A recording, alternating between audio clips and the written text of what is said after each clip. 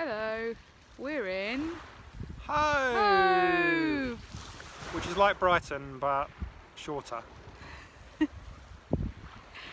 We're obviously here to watch the second ODI between England and South Africa after England lost the first one on Saturday at Worcester. And we're just going to chat about that game and give a bit of a preview of today's game. So Sid, on Saturday, did England lose it or did South Africa win it? Well, that's an interesting question, Raf. I think my feeling is that South Africa won the game by bowling well up top. Obviously England didn't bat particularly well, and if your perspective is that England didn't bat well, then you'd say England lost it. If your perspective is that South Africa bowled well, then you'd say that South Africa won it. So my two pennyworth is that South Africa won it. They bowled well up top, and then they knew they had plenty of time to play with in the run chase. They took things, reasonably slowly. They didn't need to go mad. Lizelle Lee played really well because she played quite an untypical innings, and so South Africa won it. Yeah, I think Lizelle Lee, the thing that was so good about that innings was that it wasn't kind of in her nature, and we've seen that she's sort of a big hitter and that she gets out, but because Wolfart got out fairly early on, that then left her kind of playing that more responsible role, and she did it really well. So I guess it shows that she's kind of evolving as a cricketer. Yeah. I definitely think that England lost it with the bat rather than the ball, which perhaps brings us on to the next question, which we were going to talk about, which is were England kind of lacking a third seamer, which has obviously been mooted as a point by some people. Yeah, Anya brought this up yesterday in her comments to the media, and she was vigorously defensive of Nat Siver and Jenny Gunn in their role as the kind of backup seam option. And I think that she's got a point. Obviously you'd expect her to defend her teammates, but I think the real issue is that if you bring in a third specialist bowling option, ultimately that means you've got to drop a batsman. Yeah. And do you really want to drop a batsman given the way that England have been playing? And who are you going to drop from that batting lineup? And at that point I think you go, well, we probably do want to stick with where we are, because actually if you brought in a third seamer, the person you'd be dropping was one of the spinners, and you probably don't want to do that either. Well, yeah, I mean, especially given my feeling that England lost that game with the bat, that being 60 for 6, you're not going to win many ODIs, and so the problem was really before the bowling season kind of started off, was that they didn't have enough runs to bowl at. And Anya Shrubsole pointed out as well that England won the World Cup last year with a side that didn't have a kind of third frontline seam option, and I think that's a fair point really. I suppose we might talk as well about, or we might ask whether we think Robbo will make any changes to the team today, which kind of relates to that. So what do you think, Sid?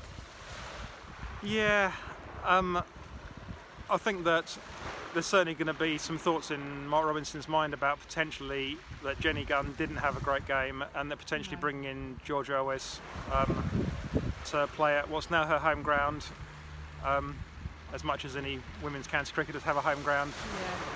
Yeah. I think that she has bowled very well when I've seen her play recently. She's returned some good numbers when I haven't seen her play.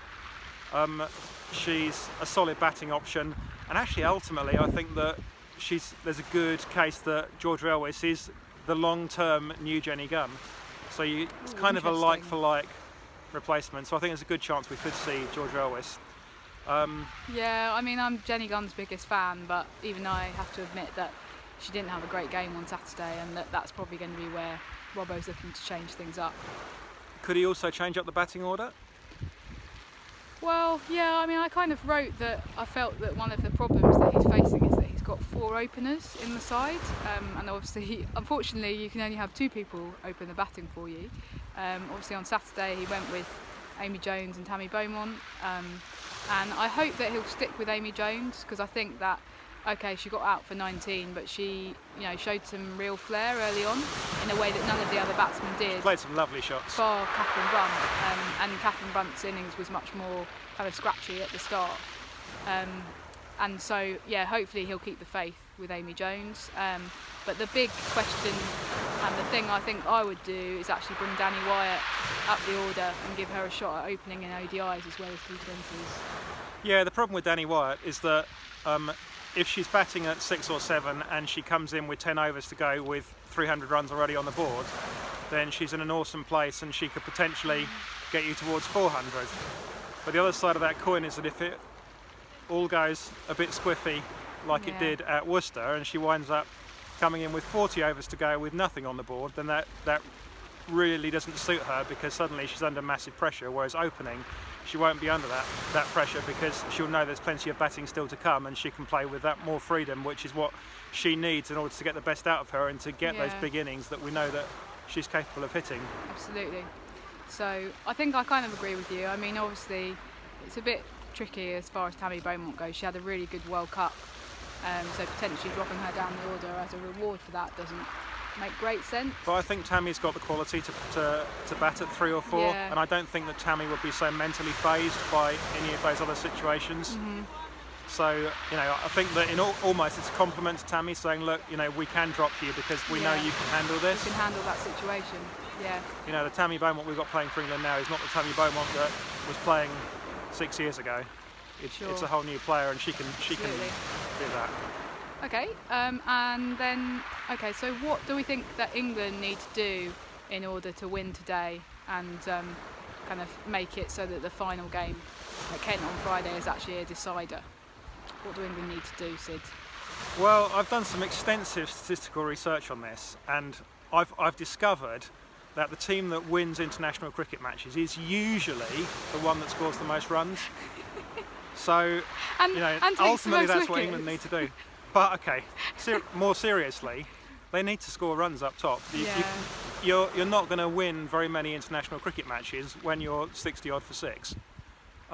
So they need to make sure that doesn't happen. They need to, as best they can, see off South Africa's opening bowlers, and then try and get themselves in a position where they can accumulate runs in the middle overs. Because that's the only way to deal with South Africa's very potent attack. Yeah, look to attack the spinners a bit more, I guess. Yeah. But in order to do that, you have to see off the first 10 overs from Cap and Ishmael. Yeah, there was definitely a sense that, nothing against the South African spinners, but there was definitely a sense at Worcester that the pressure came off a little bit once they'd seen off Cap and Ishmael.